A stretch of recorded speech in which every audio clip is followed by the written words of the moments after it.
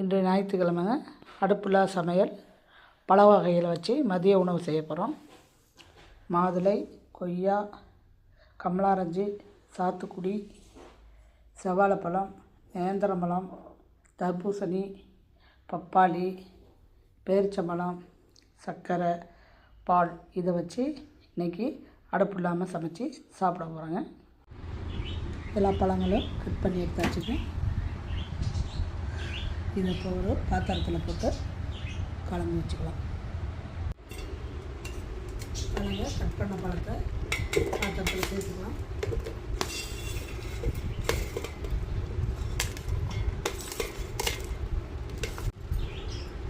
பேரிச்சம்பழம்,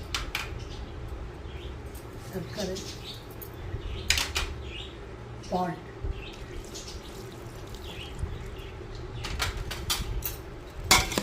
போட்டு நல்லா கலந்து ஒரு அரை மணி நேரம் ஊற வைக்கலாங்க. நல்லா ஊறிடும். அதுக்கப்புறம் எடுத்து சாப்பிடலாம். பழம்லாம் பாலோட நல்லா ஊறி வந்துடும். சாப்பிடலாம். ஐஸ் கட்டி கொஞ்சம் சேர்த்துக்கலாங்க. நல்லா கலந்து ஜில்லுன்னு சாப்பிடலாம். பழம் ரெடி ஆகிடுச்சிங்க. சாப்பிட்றதுக்கு தேவைப்பட்டால் கொஞ்சம் தேன் சேர்த்துக்கோங்க. நல்லா கொஞ்சம் இனிப்பாக இருக்கும்.